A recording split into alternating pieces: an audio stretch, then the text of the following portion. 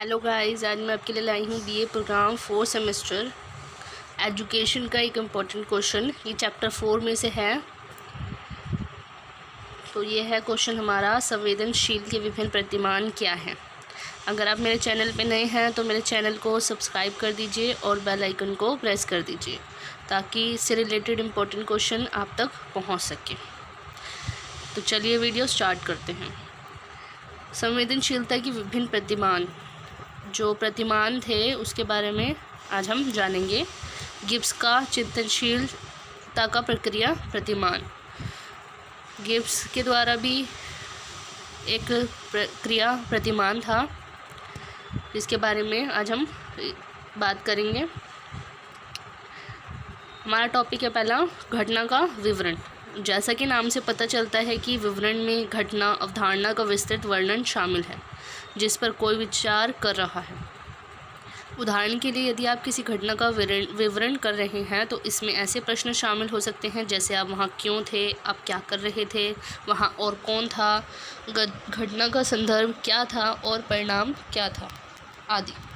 मतलब कि नाम से ही हमारा ये पता लग रहा है कि घटना का विवरण, घटना में क्या हुआ। विवरण मतलब कि घटना में हुआ क्या था। अवधारणा मतलब क्या घटना हुई थी, घटी थी वहाँ पे, उसके बारे में पूरी जो जानकारी होती है उसे बोलते हैं घटना का विवरण।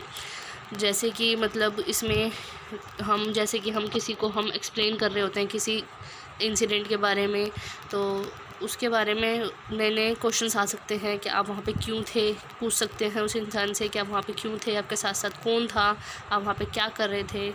ये सब उसमें आ सकता है घटना के विवरण में। सेकंड पॉइंट है भावनाएं और विचार। इस स्तर पर व्यक्ति को घटना के समय भावनाओं को याद करने के लिए कहा जाता है।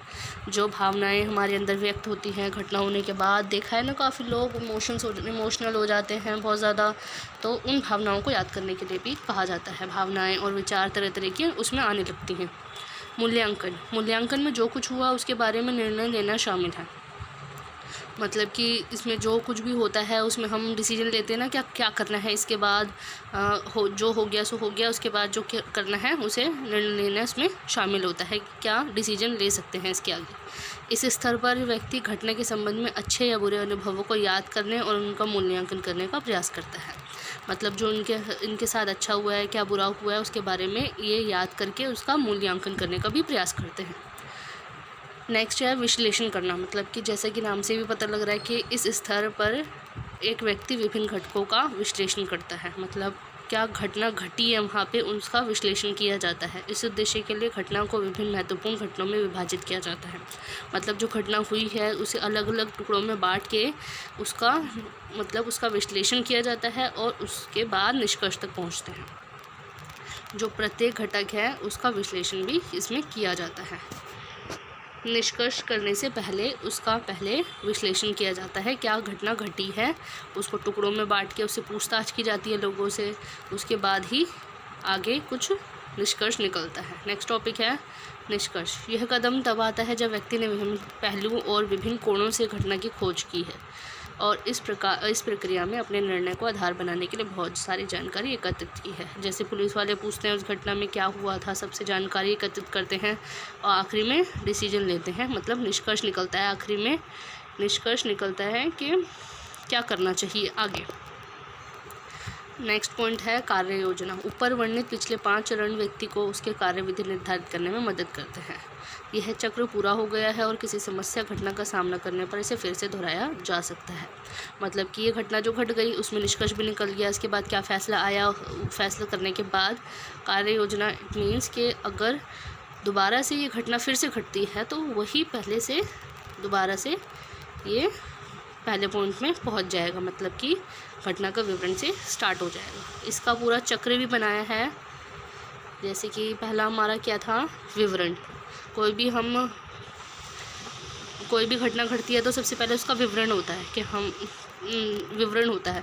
नेक्स्ट पॉइंट होता है उसमें भावनाएं व्यक्त की जाती है। उसके बाद होता है उसका मूल्यांकन, फिर विश्लेषण, फिर निष्कर्ष निकलने के बाद कार्य योजना कि क्या क्या प्लानिंग करनी है आगे चलकर। अगर फिर से घटना घटती है तो फिर से ये वापस घूम के विवरण तक पहुंच जाता है।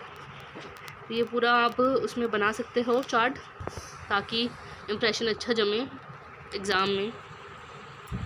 नेक्स्ट हमारा प्रतिमान है कॉल्ब का प्रतिमान, मतलब कि जो कॉल्ब है उसने सीखने की मदद से चिंतनशील की अवधारणा को समझाने की कोशिश की। सीखने की मदद से उन्होंने जो इस चिंतनशील है उसकी अवधारणा को समझाया है। इट मीन्स कि पहला है मूर्त अनुभव, दूसरा है चिंतनशील अवलोकन, उसके बाद घूम के अमूर्त अवधारणा तक पहुंचती है, फिर आता है सक्रिय परीक्षण। अगर सक्रिय परीक्षण कंप्लीट होने के बाद ये अगर फिर से दोहराया जा सकता है। इसे 4 शैलियाँ हैं, जैसे कॉल्ब ने 4 शिक्षण शैलियों को पहचान की है। 4 शिक्षण के बारे में इसके बारे में लिख सकते हैं। वैसे तो मैंने थोड़ा थोड़ा एक्सप्लेन किया है विभिन्न प्रतिमान के बारे में। अगर आप अलग से इसके टॉपिक के बारे में जानना चाहते हैं, थोड़ा लॉन्ग आंसर्स चाहते हैं, तो आप मुझे कमेंट कर सकते हैं ताकि मैं इसके लिए एक सेपरेट वीडियो बना सकूं 3-4 पेज की आंसर्स की, ताकि इसमें पूरा टॉपिक इसमें कवर हो सके और एग्ज़ाम में लिखने में ज़्यादा हेल्प मिल सके। तो 4 शैलियाँ थी कॉल्ब की। अभिसारी शैली, दूसरी है आत्मसात, तीसरी है अभिसारी शैली और चौथी आलोचनात्मक विश्लेषण। पहली शैली है अभिसारी शैली। अभिसारी शैली, इसकी विशेषता है कि व्यक्ति संवेदनशील है और करने के बजाय देखना पसंद करता है। व्यक्ति जो है वो संवेदनशील है और जो व्यक्ति जो होता है वो करने के बजाय देखना ज़्यादा पसंद करता है। देख के जानकारी ज़्यादा इकट्ठी कर सकता है, जानकारी एकत्रित करता है, जो समस्या के समाधान की तलाश में मदद कर सकता है। जो समस्या के समाधान है उसकी तलाश में ये हेल्प करता है। नेक्स्ट है आत्मसात। इस शैली में एक सचेत तार्किक दृष्टिकोण शामिल है। इस तरह के दिशा निर्देश देने वाले लोग विचारों पर अधिक महत्व देते हैं और उसे प्रस्तावित करने वाले पर कम ध्यान दिया जाता है। जो आत्मसात है वो जो दिशा निर्देश देते हैं उन लोगों पर ज़्यादा ध्यान दिया जाता है, लेकिन जो उसे प्रस्तावित करते हैं उस पर कम ध्यान दिया जाता है आत्मसात की शैली में। नेक्स्ट पॉइंट है अभिसारी। अभिसारी मतलब अभिविन्यास। अभिविन्यास अभी मैंने यहाँ पे बताया, दिशा निर्देश देने वाले लोग जो बहुत ज़्यादा हमें समझाते हैं, किसी चीज़ के लिए सही राह में पहुँचाते हैं। अभिविन्यास वाले लोग समस्याओं को विवरण से जाना जाता है, लेकिन विवरण संक्षिप्त होना चाहिए ताकि जो वहाँ नहीं था उसको आपके दृष्टिकोण से उस घटना को समझ सके और जान पाए। जो समस्या है उसको संक्षिप्त में होना चाहिए, जो समस्या है संक्षिप्त में बताना चाहिए ताकि जो हमारा जो दृष्टिकोण है उसकी नज़र से वो लोग उस घटना को जान सके जो लोग वहाँ पे नहीं थे। नेक्स्ट है आलोचनात्मक विश्लेषण। सफल चिंतनशील अभ्यास के लिए आलोचनात्मक चिंतन एक आवश्यक कौशल है और ये घटना को उसके घटक भागों में तोड़ने और प्रत्येक घटक की जांच करने की एक विधि है, जिससे यह बेहतर ढंग से समझ सके कि वह कैसे बातचीत करते हैं और घटना को कैसे प्रभावित करते हैं।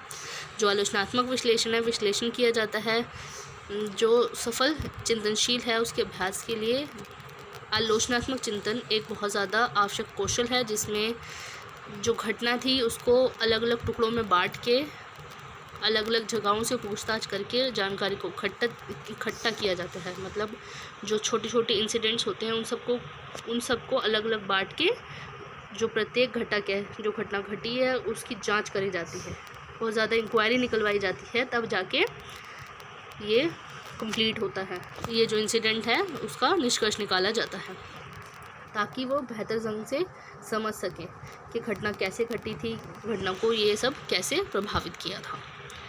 नेक्स्ट है मूल्यांकन। किसी चीज़ के मूल्य पर निर्णय लेने के लिए पीछे मुड़कर देखने की क्षमता को मूल्यांकन के रूप में जाना जाता है। जो मूल्यांकन है, मूल्यांकन पर निर्णय लेने के लिए कोई भी जो वैल्यू है उस पर डिसीजन लेने के लिए, जो जैसे कोई भी चीज़ है, कीमती चीज़ है, उसकी जो वैल्यू है उसके निर्णय लेने के लिए फिर से मतलब इसको देखा जाता है, स्टार्टिंग से उसका मूल्यांकन किया जाता है। स्टार्टिंग से देखा जाता है कि क्या हुआ था स्टार्टिंग में, उसके बाद एंड में जाके इसका निष्कर्ष निकाला जाता है। बाहरी रूप से पुनर्निर्धारित आवश्यकता के तहत तथा आंतरिक रूप से स्व मूल्यांकन की व्यक्तिगत पद्धति के रूप में मूल्यांकन किया जा सकता है। मतलब बाहरी रूप से दोबारा से निर्धारित आवश्यकता और आंतरिक रूप से स्व मूल्यांकन की व्यक्तिगत पद्धति, इन दोनों के रूप में ये मूल्यांकन इसमें किया जा सकता है। 4th पॉइंट है शॉन का चिंतनशील प्रतिमान। 1987 में डोनाल्ड शॉन का पूरा नाम है डोनाल्ड शॉन ने चिंतनशील विचार का वर्णन करने के लिए चिंतनशील अभ्यास का वर्णन किया। मतलब कि जो चिंतनशील है उसका वर्णन करने के लिए चिंतनशील अभ्यास का भी इसने वर्णन किया था। चिंतनशील की अवधारणा चिंतनशील के अलग अलग तरीकों को पूरा करती है, जो इस प्रकार है। मतलब जो चिंतनशील की अवधारणा थी वो अलग अलग तरीके से इसको पूरा करती है। पहला पॉइंट है क्रिया पर चिंतनशीलता, दूसरा पॉइंट था क्रिया में चिंतनशीलता, और तीसरा पॉइंट था क्रिया के लिए चिंतनशीलता। तो ये है क्रिया पर चिंतनशीलता।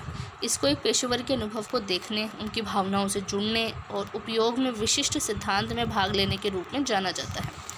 मतलब जो पेशेवर है उसको देखने, मतलब जो उसका जो एक्सपीरियंस है उसको देखने के लिए, जो उसकी जो फीलिंग्स है उससे जुड़ने के लिए और विशिष्ट सिद्धांत में भाग लेने के लिए ये इसको जाना जाता है क्रिया पर चिंतनशीलता को। दूसरे शब्दों में हम कह सकते हैं कि शिक्षक कक्षा में छात्रों की ज़रूरतों को पूरा करने के लिए रचनात्मक तरीकों की खोज के लिए अपने अनुभवों और विशेषज्ञता का उपयोग करता है। मतलब कि जो शिक्षक है छात्रों की जो ज़रूरतें हैं उनको पूरा करने के लिए ये रचनात्मक तरीकों की खोज करता है अपने अनुभवों और विशेषज्ञता का उपयोग करके। जो अपने जो एक्सपीरियंस है, जो उसके अंदर कोई टैलेंट है, उसका उपयोग करके ये रचनात्मक तरीकों की खोज करता है शिक्षक। शिक्षक नए नए तरीके लाता है जिससे छात्रों को और अधिक सीखने में मदद मिल सके। जो शिक्षक है वो छात्रों की मदद करने के लिए नए नए तरीके की खोज करता है। नेक्स्ट पॉइंट है क्रिया में चिंतनशीलता। इसकी एक महत्वपूर्ण भूमिका है जिसमें यह क्रिया में ज्ञान की संरचना पर प्रश्न चिन्ह लगाते हैं।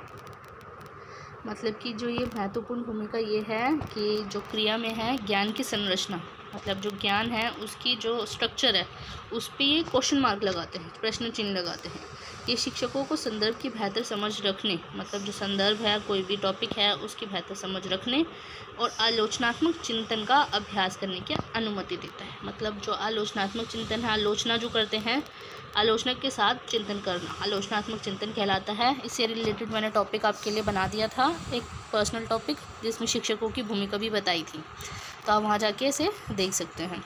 आलोचनात्मक चिंतन मतलब कि आलोचना के साथ चिंतन करना का अभ्यास करने की अनुमति देता है। शब्द नॉलेज इन एक्शन मौन ज्ञान की अवधारणा से लिया गया है। मौन ज्ञान की अवधारणा से ये नॉलेज इन एक्शन लिया गया है। ये ज्ञान के प्रकारों को संदर्भित करता है जिसे हम केवल कार्य करने और समस्याओं को हल करने के रूप में देख सकते हैं। मतलब जो ये है, जो ज्ञान है, ज्ञान की नॉलेज है हमारी, उनके जो टाइप्स हैं उनको संदर्भित करता है और जिसको हम सिर्फ कार्य करने के लिए और समस्याओं को हल करने के लिए हम उसको सिर्फ देखते हैं, कि उसकी नज़रों से हम उसे देखते हैं। नेक्स्ट पॉइंट है क्रिया के लिए चिंतनशीलता। यह मूल रूप से साक्ष्य पर आधारित प्रथाओं तथा सूचित किया जाता है और इस संदर्भ में व्यक्तिगत सुधार योजना का उपयोग करके आयोजित किया जाता है। मतलब कि जो ये साक्ष्य पर आधारित है, जो क्रिया के लिए चिंतनशीलता है वो साक्ष्य पर आधारित है, उसकी सूची है, मतलब सूचित किया जाता है और इस संदर्भ में व्यक्तिगत सुधार योजना का उपयोग करके आयोजित किया जाता है। जो व्यक्तिगत सुधार योजना है, व्यक्ति के अंदर हम सुधार किस तरीके से करी जाती है उसके लिए योजना बनाई जाती है, उसका उपयोग करके आयोजित किया जा सकता है, उसकी अरेंजमेंट कर सकते हैं। शोन का योगदान बहुत महत्वपूर्ण है क्योंकि उन्होंने चिंतन की एक बेहतर समझ पैदा की है, क्योंकि ये पेशेवर विकास से संबंधित है। मतलब कि जो शोन है, इन्होंने ये क्रिया के लिए चिंतनशीलता इनका एक प्रतिमान है, उसी में ये टॉपिक है क्योंकि उसका और उनका जो योगदान है बहुत ज़्यादा महत्वपूर्ण है, क्योंकि उन्होंने चिंतन की एक बेहतर समझ पैदा की है, बेहतर उसको समझने में मदद की है। मतलब कि जो चिंतन है उसको समझ पाने में सक्षम हो पाए हैं इनकी वजह से, क्योंकि ये पेशेवर विकास में भी संबंधित है। उन्होंने यह भी तर्क दिया है कि दैनिक जीवन में चिकित्सकों को कई गतिशील समस्याओं का सामना करना पड़ता है। मतलब कि जो दैनिक जीवन है उसमें जो चिकित्सक है, मतलब जो डॉक्टर्स हैं जो इलाज करते हैं, उनको कई गतिशील समस्याओं का सामना करना पड़ता है इसकी वजह से। लेकिन इसकी वजह से नहीं, मतलब कि उन्होंने ये बताया, तर्क दिया था कि चिकित्सकों को कई गतिशील समस्याओं का वो सामना करना पड़ता है। उन समस्याओं के समाधान के लिए क्रिया पर चिंतन के तंत्र के माध्यम से पाया जा सकता है। क्रिया पर चिंतन करने की वजह से जो तंत्र है उसके माध्यम से इसे समस्याओं का समाधान मिल सकता है हमें। ये पूरा आंसर था। हर एक टॉपिक से रिलेटेड मैंने थोड़ा थोड़ा बता दिया है, इसमें मैंने पूरा टॉपिक कवर कर दिया है। विभिन्न प्रक्रिया प्रतिमान संवेदनशील के, या ये भी लिख सकते हैं कि इसमें विभिन्न प्रतिमान बताइए, इससे टॉपिक आ सकता है। थोड़ा थोड़ा मैंने बता दिया है। अगर इससे रिलेटेड मतलब आप अलग से कुछ क्वेश्चंस चाहते हैं इससे रिलेटेड कि मैं एक्सप्लेन करूं पूरा, तो आप मुझे कमेंट्स करके बता सकते हैं। And thanks for watching.